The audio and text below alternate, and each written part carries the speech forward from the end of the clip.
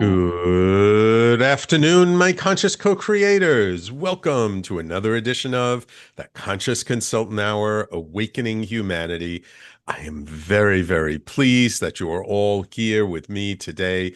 We have another wonderful show in store for you with an amazing guest. Really looking forward to bringing her on. Hey, did you catch last week's show with astrologer Susan Miller? Oh, she has so many amazing, fun stories. I hope you caught that episode. And if you didn't, make sure to go out and look for it on all the podcasting platforms and, of course, on all the social media. So we start off as we always do with my blog post from a couple of years ago. And this week's blog post is an interesting one. It is entitled, "To Hear Our True Voice, We Must Listen to Our Heart." There is a voice inside of us that speaks the truth. It can be a tiny voice that is hard to hear. Sometimes we mistake other voices for it, so we get confused why things don't go well. For we think that the voice in our head is this special voice. That voice often leads us astray. It takes us places we thought we wanted to go. In reality, it takes us places that other people wanted us to go. The voice in our head is easily influenced. It is influenced by so many things, by our upbringing, by our parents, our peers, media, and society at large. So the voice in our head is not our true voice. Our true voice is the voice in our heart. For our heart always speaks our truth. Yet it is so buried and so drowned out by all the other voices, it is very hard to hear. To hear it clearly takes stillness, gentleness, and feeling safe. So much of life today takes us away from these qualities. It takes practice, patience, and time alone to truly hear it. Sometimes we think the voice in our head is the voice in our heart, so we get confused. We get disappointed when we follow that voice only to end up in a place that doesn't serve us. And we think our heart has lied to us, but our heart never lies to us. To hear our heart, we must first listen to our body. Our body tells us so much. It holds all of our history and our experiences, and it contains our heart. When we are used to feeling the same sensations in our body, then we can tune in and feel what our heart is truly saying, what it is saying from that still place, from the center of our being. It speaks our truth, not shouting it out loudly for everyone to hear, softly for us to feel. The simplest way to tune into our heart is to just feel for a yes or a no to a question. Does it feel right? Does it feel expansive? Or does it feel heavy and contractive? It is a simple test. Yet there's a world of information in that little exercise. Listening to our heart is not hard once we get used to it. But hearing it for the first time can be challenging. After ignoring it for so long, the first sounds it may be ones of pain. And that pain is what has kept us from listening to it all along. Yet if we are to hear it clearly, we must listen to all it has to say. Hearing the pain is an important first step. For behind the pain is so much more. And once we get through it, there is a world of joy awaiting for us. Learning to hear our true heart's voice is a practice, one that can take a lot of effort and time. The rewards of making that effort are numerous. So let's be brave together and make that effort to hear our own heart's voice. So I wrote this blog post after having a conversation with someone who came to one of our ceremonies, who we were talking about listening to our hearts. And he said to me, "Oh, I can't listen to my heart. It always leads me astray. It always gives me the wrong answer." And I sat with him and we chatted about this. And I asked him, I was like, "Well, what did your heart say that led you astray?" And he started telling me some of the things. I'm listening and I'm like, that feels more like your head talking than your heart. And he looked at me wide-eyed like, huh? What do you mean? And then we got into this whole conversation around the difference between listening to our head and listening to our hearts. And that was sort of the seed, the kernel from which this blog post was birthed. Because the more I sat with it and felt into it, I realized that the heart never truly leads us astray. Those quote unquote emotional decisions that we think are not doing us justice are usually not from the heart, but from the mind. It's the mind telling us what we think we should want, what society's telling us we should want, what our parents and our teachers and our colleagues and our bosses telling us we should want. But the heart knows our truth. So I thought about this, like, why do we get so confused about this? And then I realized after sitting with it and listening to my own heart, that, oh, it's not so easy to hear the heart clearly because the heart has felt a lot of pain. It's felt a lot of anguish, rage, terror, fear. And so it protects itself. We don't want to feel that because it's so uncomfortable. It's so hard to get through those feelings. And that's why I do the transformational work that I do, because it helps to clear out those blockages so that we can get to what the heart truly is telling us, what it's really saying to us. And so it's tuning into our bodies because the body holds all the information, holds all the memories. And when we can really dive deep and hear the heart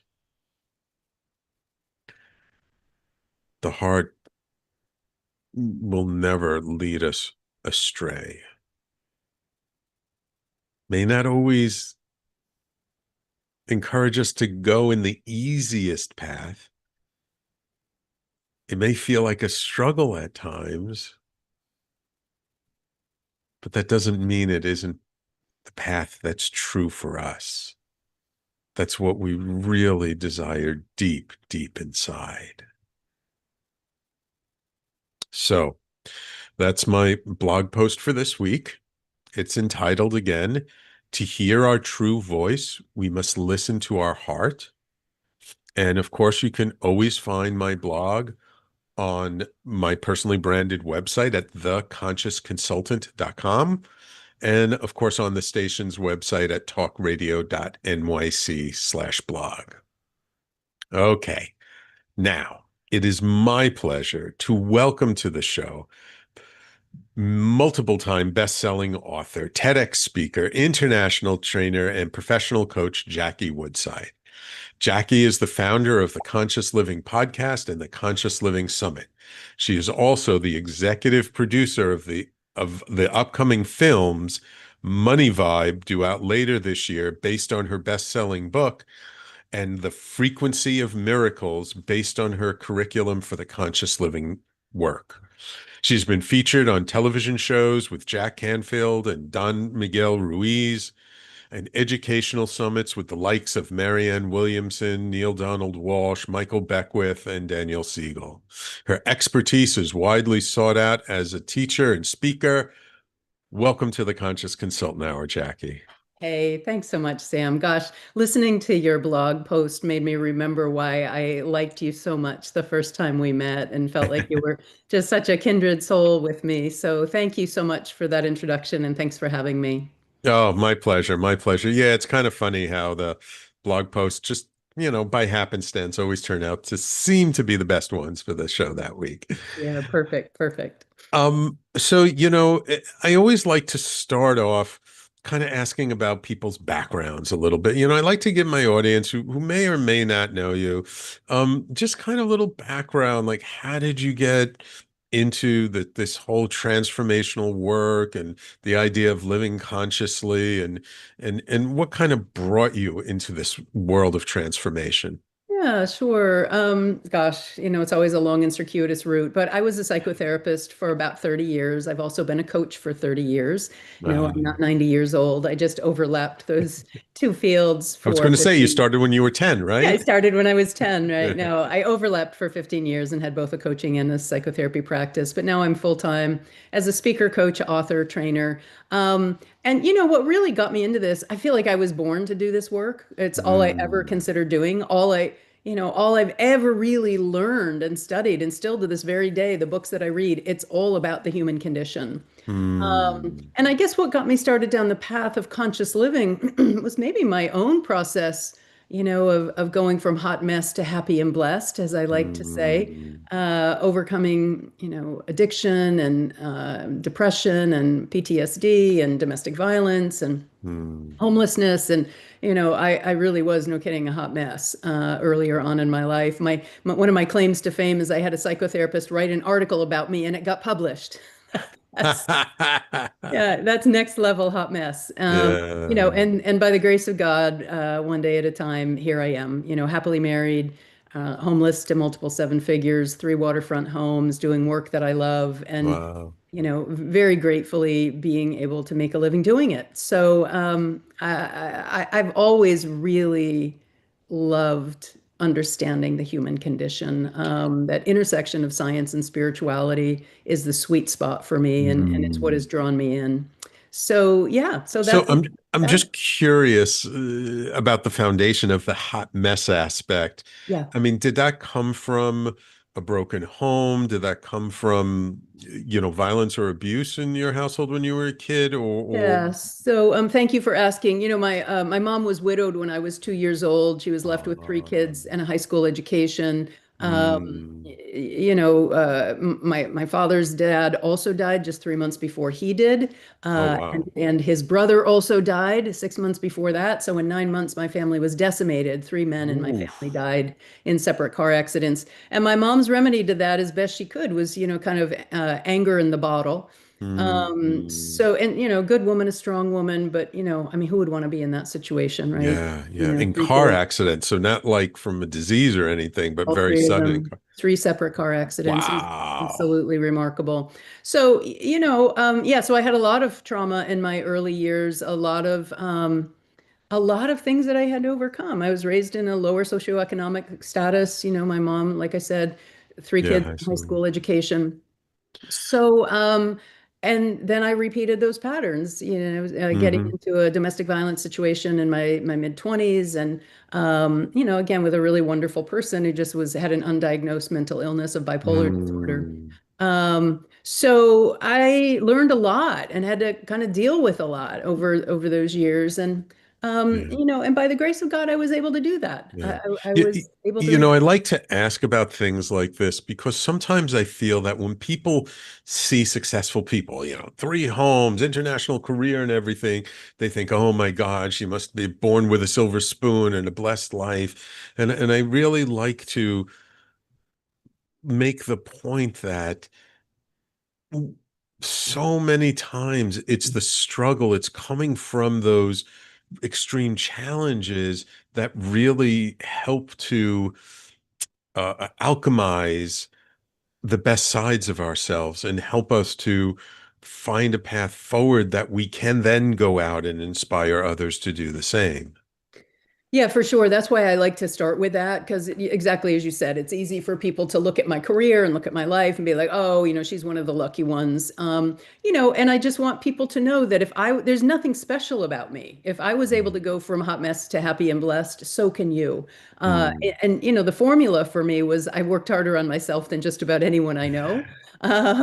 So when you do the work, it works. Yeah. Whether it's psychotherapy or 12 steps, or for me, participation in a unity church was a big part of my healing and Mm. recovery. Landmark education, the coursework at Landmark Education was a Ah, part of landmark. Yeah. and all of that transformational work with wonderful mentors. So yeah, it's certainly possible no matter where you are, no matter where you are. I remember financially literally being homeless. Could not Mm. afford first, last, and the deposit, of what you had to put Yeah. down. And was couch surfing, stayed with friends here and there. I mean, it was just a horrible, horrible, difficult time. But here I am, whatever. That Yeah. was a long time ago. And yes, no matter where you are today, no matter how unconscious you may be living, that turning that path inward. And what I had to face was I'm the common denominator here. Right. I was the Right. common denominator of the homelessness and the depression and the domestic violence. Yes, no, I was, not the one doing the battering. I was the Yes. battered, but I was the one who put myself in that situation, Right. and continued to put myself in it until I was, in such rough shape. I really needed to do Right. something serious. Okay. We're going to take a quick break. When we Let's do come that. back, I would like to ask you just about the turning point. Like at what point in your life were you able to kind of see that and break yourself out and at least start that path towards change? And then we'll kind of talk about the path a little bit from there. Okay. Wonderful. So, everybody, please stay tuned. You're listening to the Conscious Consultant Hour, Awakening Humanity. We do this every Thursday, 12 noon to 1 p.m. Eastern Time, right here on talkradio.nyc and all over social media. And we'll be right back with our guest, Jackie Woodside, in just a moment. Are you a conscious co-creator? Are you on a quest to raise your vibration and your consciousness? I'm Sam Leibowitz, your conscious consultant, and on my show, The Conscious Consultant Hour, Awakening Humanity, we will touch upon all these topics and more. Listen live at our new time on Thursdays at 12 noon Eastern Time. That's The Conscious Consultant Hour, Awakening Humanity, Thursdays 12 noon on talkradio.nyc. Are you a high-achieving, growth-oriented leader? Are you interested in developing your authentic leadership while creating a healthy, inclusive workplace? Hi, I'm Dr. Mira Brancu, host of The Hard Skills on talkradio.nyc at 5 p.m. Eastern on Tuesdays, where we discuss how leaders develop the hard skills needed to make a greater impact. We interview experts, have live coaching, and tackle these challenges. Listen to The Hard Skills on Tuesday at 5 p.m. Eastern on talkradio.nyc. You're listening to Talk Radio NYC. Uplift, educate, empower.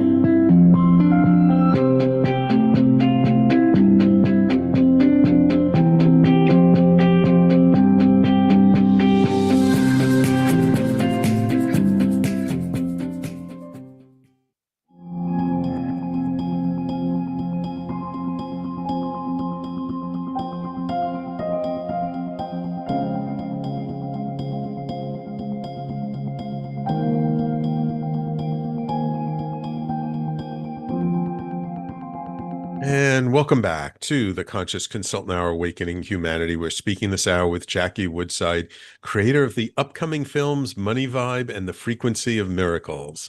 We'll talk about maybe some miracles in her own life. So Jackie, you, as you said, were a hot mess, domestic abuse in a really bad way. And you finally got to see that you were the common denominator in all these situations. Was there an aha moment? Was there something that kind of really woke you up? Or was it more just a gradual sort of, as you were doing your work, it kind of came to you? You know, I think there was a couple, so there wasn't just one moment where I went from hot Mhm. mess to happy and blessed. So there was not that one breakthrough moment. Yeah. But a couple things come to mind for me. One is when I was in that battering relationship and I had been knocked unconscious, and some friends of Ooh. mine showed up at the apartment where I was living in Lynn, Massachusetts, and literally just took me out of there. Oh. They did an intervention that I wasn't able to do for myself.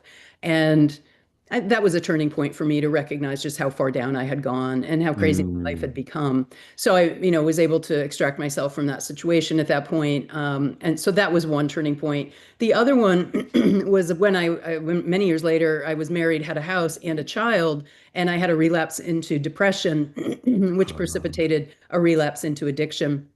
ah. And my spouse lovingly said, "This is your choice. You can live this way, but I can't." And Mm. and I had to choose. I'm going to keep repeating these patterns until I die, or I'm going to make a hard stop and really, really commit to a life of high consciousness living, spiritual living, sober, clean and sober living, and a life of contributions rather Mm. than chaos and drama. So that Well, was the second major turning point. And I will gotcha. say again, by the grace of God, that was, oh gosh, 16 years ago, 16, 17 years ago. And I've Wow. been, clean and sober. And I very soon after that, 6 months after that or so, I came off my antidepressant medication. So I've not been on any medications and not had a relapse in over 16 years. Wow. Wow. That's amazing.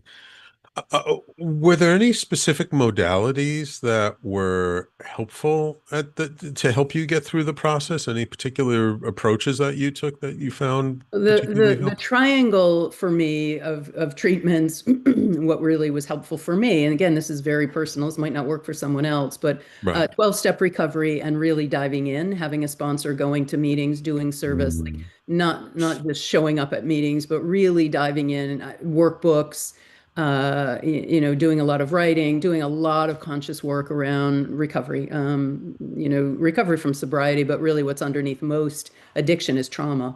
So Yeah. there was a lot of healing for me in the 12-step programs. The second was the Unity spiritual movement. Uh, Mm. I became very active in my church, became one of the leaders. I was board president for about 8 years Wow. at my Unity church. I oversaw the church in its transition from its founding minister to the next Um, minister. So my spiritual practices, meeting with my minister, meeting with prayer chaplains, serving on the board. mm. So, service, prayer, reflection, support within my spiritual community was another huge one. Yeah. It sounds like community was a real big part Huge. of all that, Yeah, you're right? not going to recover. You're not going to grow in consciousness in isolation. Yes, Right. you need time alone to do the work, but you Right. need people around you that are further along the path.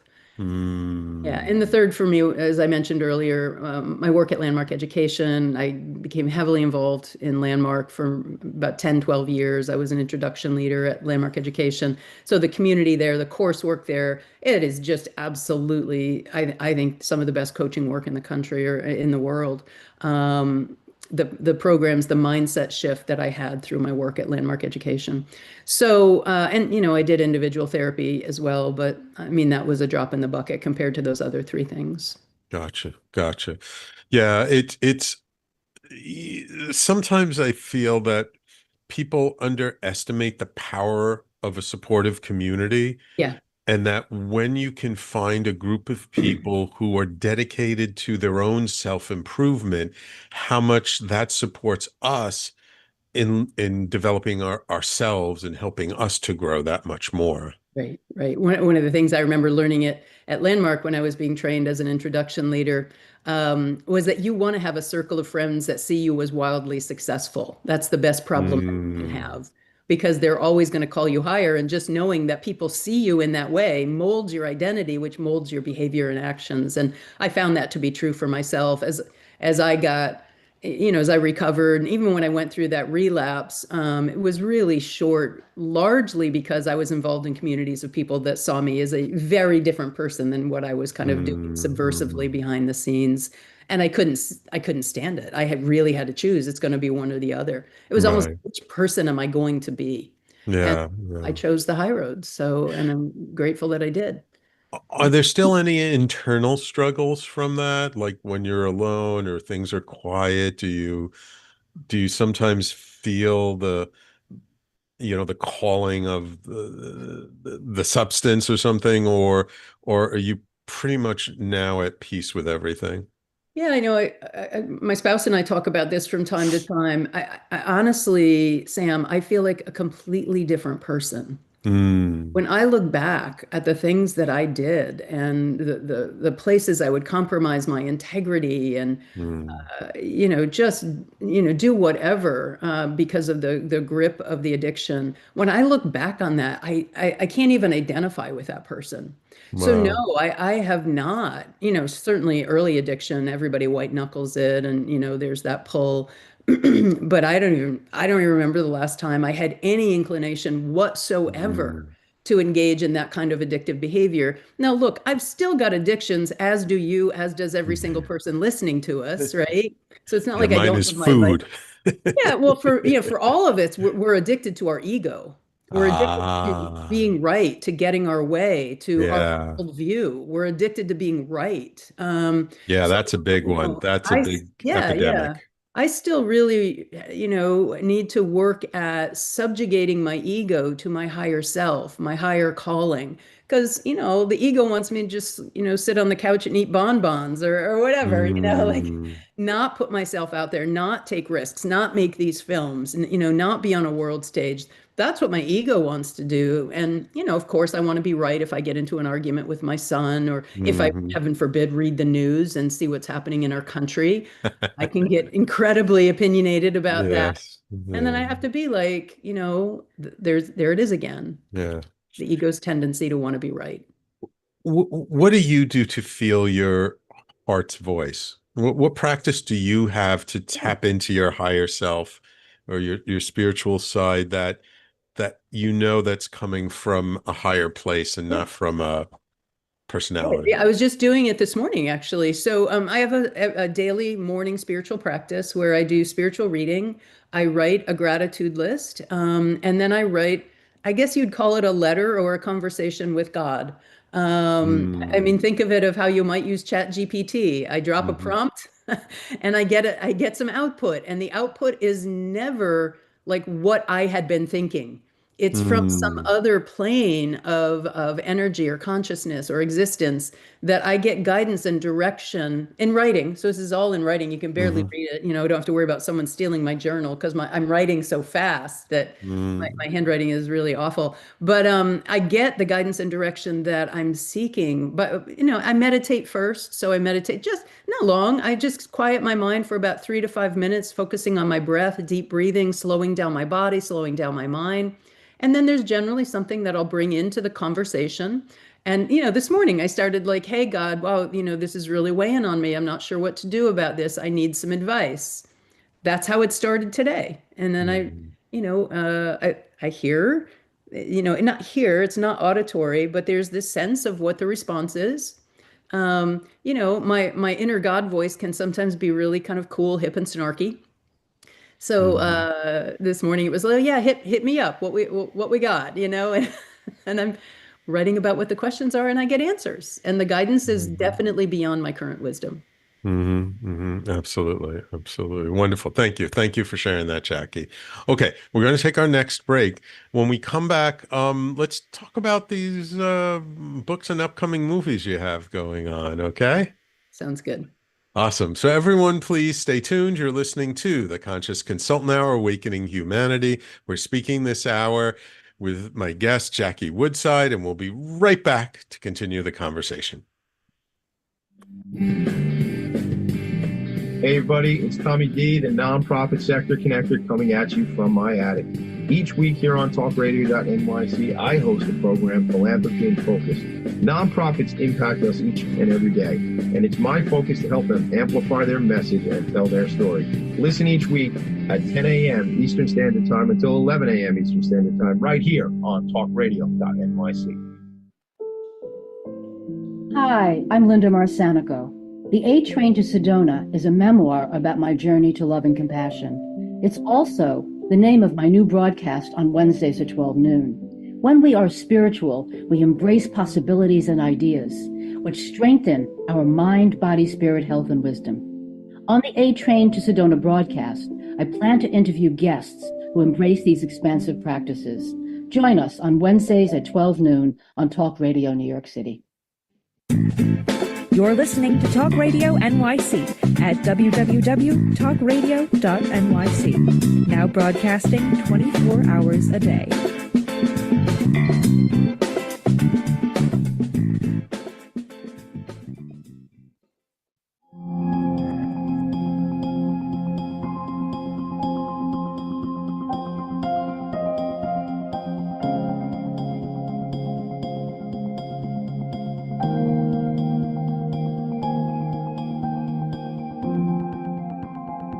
And welcome back.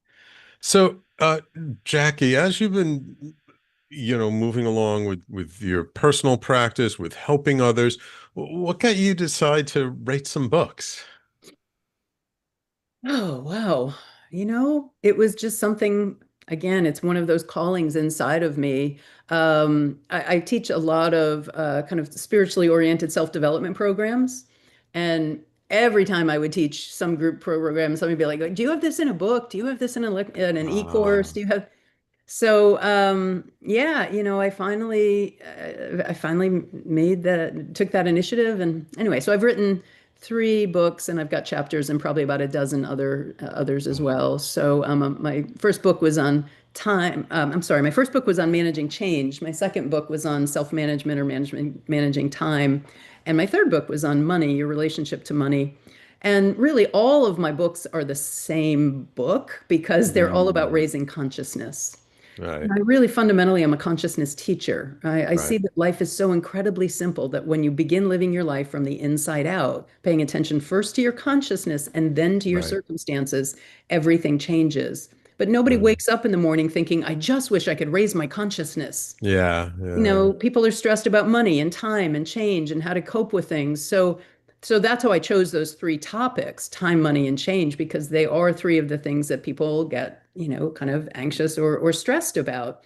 But the books really are all about your consciousness and how to navigate change in a higher level of consciousness, how to have a healthier relationship with money and create greater flow through having what I call a higher money vibe. How to manage and go from stress management and time management to self-management, which is all about, managing yourself in time. That book is called Calming the Chaos. So, yeah, it's just been great. I love writing books. I want to write this next one called Living in the Domain of Miracles, which is, again, it's a course that I teach. Yeah, I love that course, Living in the Domain of Miracles. It really is a formulaic step-by-step approach to living your life from the inside out. And it is the game changer. That's what saved my life, from a life of addiction and difficulty and depression to the life I'm living now. It was really shifting the focus from the circumstances to my consciousness. Gotcha. And so I'm curious about that course. Well, my first question though is, over the years that you've been doing this, have you seen a change in the people who are showing up in your life or showing up for help from you? Or are people really just, it's the same stuff over and over again? It's an interesting question. I guess I would say that the people who are showing up now, maybe it's because I'm older and that I'm, drawing people who are a little bit older, wiser to me. But I would say that the people now are seasoned. They're fairly awakened. They've done a lot of work on themselves. They're not necessarily in constant dramas and traumas. Um, but yeah, I mean, I've always served, kind of spiritually oriented people who are up to something. So they want to contribute in a big way. They want to be successful, and they want to, honor that we are here first as spiritual beings, just kind of playing in this human suit, having a human experience. Mm-hmm. Yeah. Um, so living in the domain of miracles, what did you find, just to give our audience a little bit of a taste, what does it take to be in that domain? Yeah. It's, I like to say it's very simple, but not always easy, right? So what it takes is a high level of consciousness. Then how do you develop a high level of consciousness? Well, first of all, and this is where I begin the course, your life has to be fairly well managed. It's hard to paint a masterpiece when the house is on fire, Yeah. right? Yeah. And a lot of people's house is on fire. Either they're either or, is and or their finances are a mess, their relationships are not that great, their health isn't that great, their career isn't where they want it to be. So where I begin is helping people just put out the fires. I call it building a strong foundation for the living of your life. So the whole first part of the course is looking at what are the current structures of your life. And honestly, I think a lot of coaches miss the boat on this because everybody's like, oh, I'll help you get to your vision. But if you don't look at the current structures of your life, I don't want people going out and saying, oh, I'm going to have this great life on top of building it on sand. Right. So Right. that's the first place for people to look, like how well structured is your life? Meaning, what kinds of dramas and traumas are you living with? And the fewer you have, likely the higher consciousness you're living in, as within, so without. Your Right. outer world is an outpicturing of your inner world. When I was a hot Absolutely. mess on the outer world, it's because psychologically, spiritually, emotionally, I was a hot mess on my inner world. And Absolutely. now I'm happy. And, people say, how are you? I always say happy and blessed. So, I mean, could you give us an example for our audience? Just one little piece of like, what's an example of someone who's living a life that's one aspect of the life that's not well structured, and what would it being well structured look like? Yeah, so let's just say finances. It's very concrete. If Right. people are in arrears with a bunch of bills, they owe money to five relatives, so much so that they won't go to a summer picnic with a family reunion because they owe too many. They're avoiding people. They're not answering the phone because the bill collectors, their back taxes haven't been paid in the last 4 or 5 years. Making it paycheck to paycheck just barely. No savings, no will, no future planning. That's a hot mess financially for an adult. So what it would look like when it's well structured is you have some form of, or multiple, I have multiple savings accounts, and my savings accounts are dedicated for certain things. So I have a recreation account, I have an education account, I have a long-term saving for spending for bigger purchases like a jet ski or buying a new car, something like that. So I have dedicated savings, so I do teach that to people. But then, do you have a will? What's your estate planning like? What are your retirement accounts and your retirement assets looking like? What's your debt?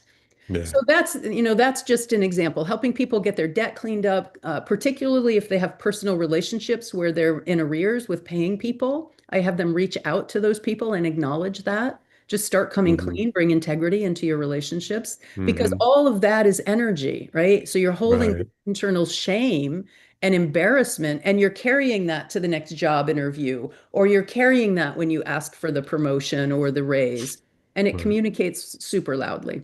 Yeah. So Yeah. that's Yeah. just one example, and I could do every area of life, but people need to get their lives cleaned up, their Right. relationships, their health. Right. Well, in today's world, like today, what do you feel people are struggling with more than you've seen them struggle with in the past? I mean, I think in today's world, today, what people in this country are struggling with is the political strife and discord and finances. Those are I mean, people have always kind of struggled with finances. That's not new. But even, more successful mid-career or beyond professional people really struggling financially because of the way the economy is. But I think people are really struggling with this what I would call an existential crisis of being. I've done all this work and we think that we're awakening, but look at what's happening in our world. Right. So that is definitely, I see something that I see people struggle with. How do you deal with that question? Yeah, that I can mirror it onto my own path and progress. Nothing is linear. Yeah. I would get better and I would do really well and I would, have 2 or 3 years and then I'd have a relapse into either depression or addiction or both. But each time I had a relapse into depression, what I noticed is I didn't go down as far and I didn't stay as long. Right. So like I could map that, over time. So when I would have another relapse into depression, be like, okay, I'm here again, but it's not as bad. I can get out of this. So just the experience. So anyway, I also look at the evolution of humanity that way. We're definitely, according to my values, in a dark period of Right. fairly unconscious, hate-filled spewing of rhetoric that is toxic and harmful, Right. as kind of common social discourse in our world Right. today. So we culturally have backslid into the toxicity of being run by the ego, Yeah. being dominated by fear and separation rather than oneness and love. And it will come around again. And we are the ones that have to do that, by the way. So Right. I love my students. I have a course called Living a Transcendent Life. It's the course that follows Living in the Domain of Miracles. And my students are just so committed to like living a transcendent life. Transcendent consciousness is what I'm referring to, which is beyond just me, mine, and ours. I'm living for the goodness of humanity, not just for the goodness of myself. Right. Right. Exactly. Exactly. It's going from the I structure to the we structure and knowing that we're an integral part of everything that's going on around us. We're not independent and separate. We're a piece of the puzzle. We're not something on our own. What challenges you today? What challenges do you face today that are different than the past? So I was just asked if I want to be featured. So I'm making 2 films, and both of those films are based on bodies of work of mine. I've been in that process now for 2 years, and we're about in September we will launch the first one.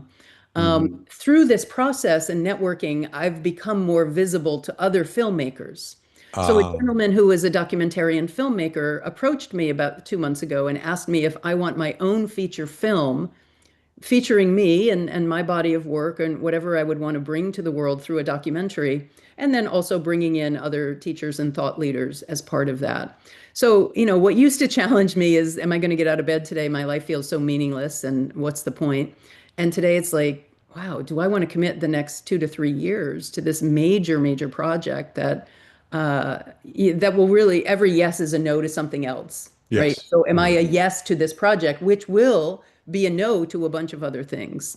While at the same time, I'm tearing down one of my summer cottages and building a year-round home, and my son is in college. And, so those are the things that I'm navigating today. Like, am I going to do that? Am I gonna commit to that kind of, I mean, it's hard to pass up what a sexy, fun, wonderful opportunity it would be. And still there's, with every blessing, there's a cost and a sacrifice. So that's the kind of thing that I kind of grapple with today and need to use wisdom rather than knowledge to make those decisions. Right. Right. Because that sounds like the kind of thing that's very appealing to the ego, right? It's a nice stroke of the ego, makes us feel real good. Oh, someone can make a movie about me. But is that what's going to serve our purpose? Is that what's in the best and highest calling? And it might be, and it might not be, depending on where we are, right? Depending on what we feel into being the best use of our resources. Yeah, I mean, that's actually not how my ego has responded to it, Uh, or the ego. And I certainly can appreciate that. In fact, that never even dawned on me. ah, Um, so I can appreciate that. For me, it's more, my thought about it is legacy work. ah,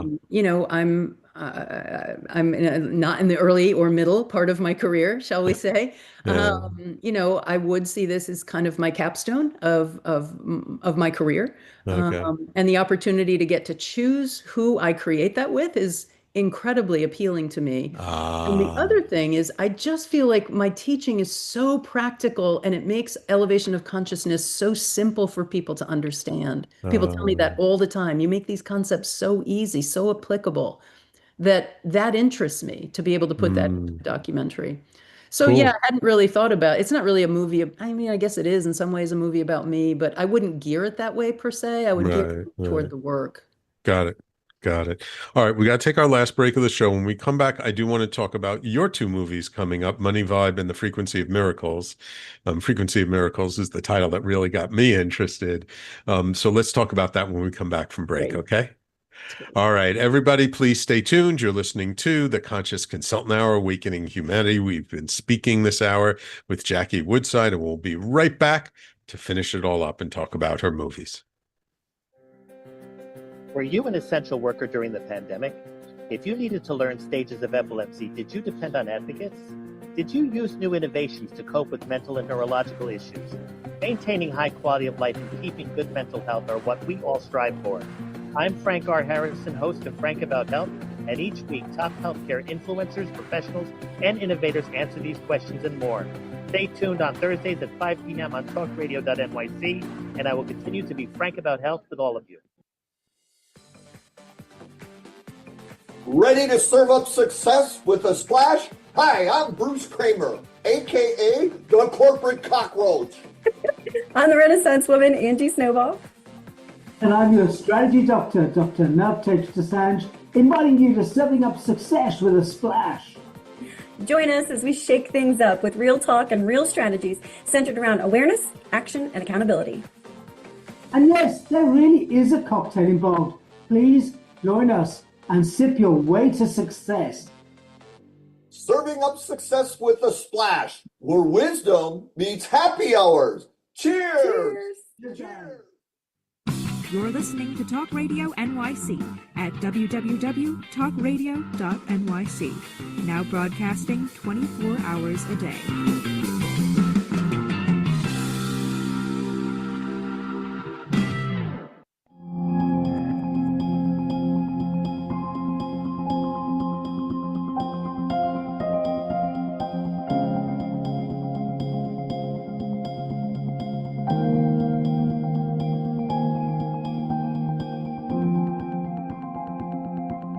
So Jackie, you have these two movies coming out, Money Vibe and The Frequency of Miracles.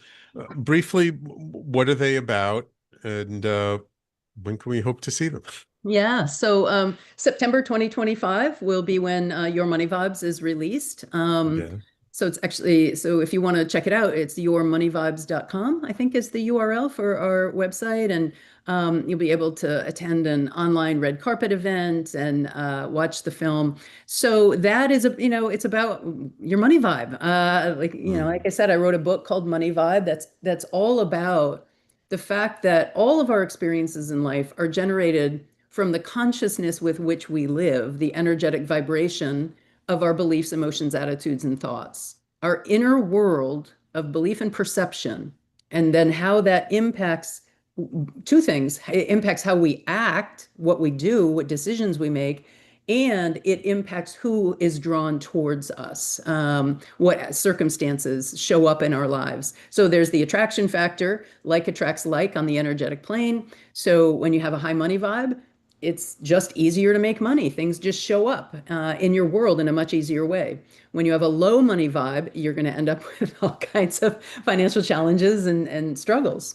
So, and then we've got wonderful speakers in both of these movies, Michael Beckwith, Marcy Shimoff, Oh, Lynn Marcia. Yeah. Twist. Yeah, Marcy's Oh, lovely. Lynn Twist. Yeah. Lynn Twist is in the book. I don't know if you know Coot Blackson, Joe Vitale, Bruce Lipton, Dawson Church, some amazing thought leaders. Sister Jenna, who's the head of the Brahma Kumari movement in Washington, D.C. area.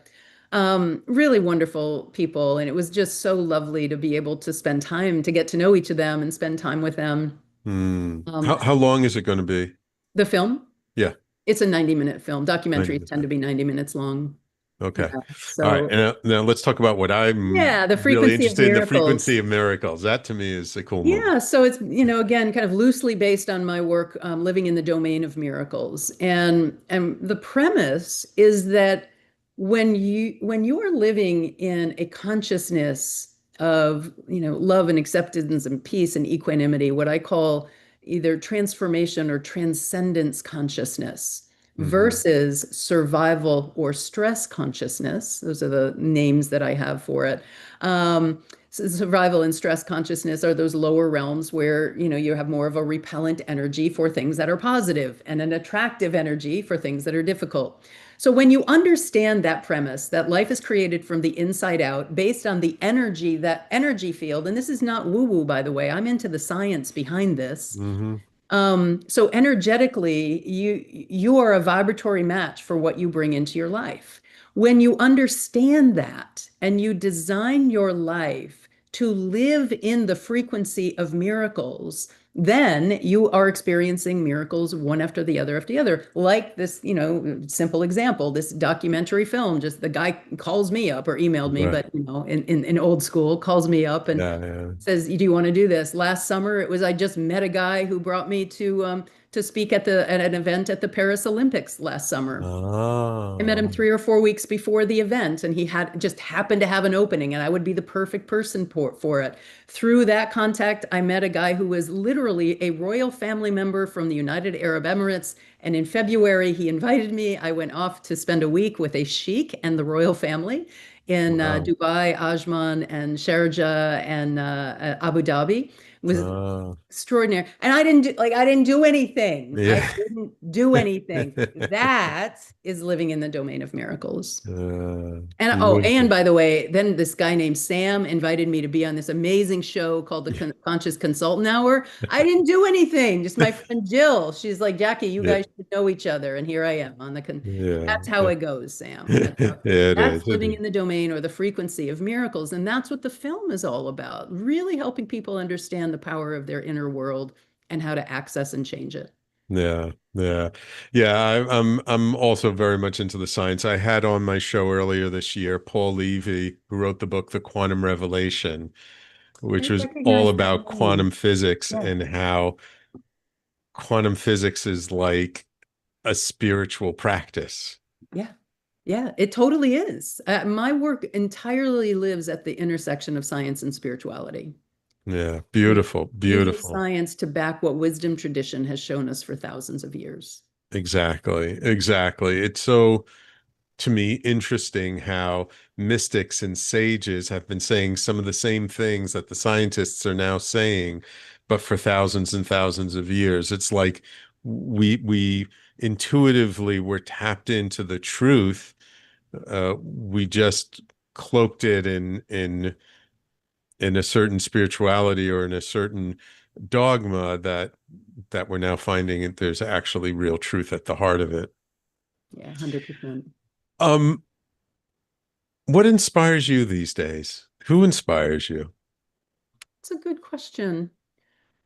One of the things that I teach in Living in the Domain of Miracles is that I want you to create and design your life so that you're inspired by yourself. So it's interesting but that you asked that. So I don't know. I mean, there's no one in particular that I'm following. I do, I want to be inspired by myself, by the way I think, by how loving I am, by how I interact with my family and my son, and my willingness to step out and take risks. But I guess, if I had to say one person that inspires me, and it's my spouse. I am the happiest married person that I know. Oh gosh, it makes me all teary even just to think about it. I have a wonderful marriage, and particularly where I've come from. Yeah. Domestic violence and all kinds of drama-filled relationships for many, many years. To be in this kind of a loving, supportive marriage. My spouse is a chief of staff and executive vice president to a university president, Gallaudet University, which is the only university for the deaf in the world. And my spouse is profoundly deaf. And we use American Sign Language at home, and I do a lot of leadership work in the deaf community where I deliver it natively in American Sign Language. So, wonderful. Yeah, I'm fluent in Beautiful. sign language, and I teach a course called Transformational Leader as Coach, and I've brought that to a number of deaf organizations and hearing organizations as well. But it's so incredibly gratifying because deaf people don't necessarily have any native access to this kind of transformational work. They would need to do it through an interpreter versus native access of an ASL user. Yeah. One last question. What keeps you grounded when you're doing this transformational work? My dog. Yeah. Got to walk that dog 3 times a day, right? Yeah. What keeps me grounded? Just my lifestyle.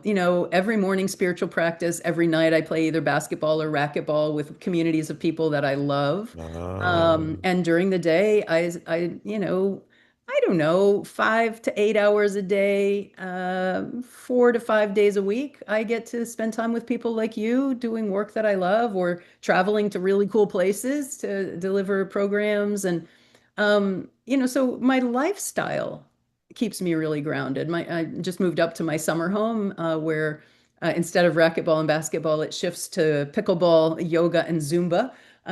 Because I'm in different communities in my summer home in the Thousand Islands of upstate New York, which is my great aunt and uncle's cottage. I own 2 of them. Nice. One great aunt and uncle and the other great aunt and uncle that my family has owned for 6 generations.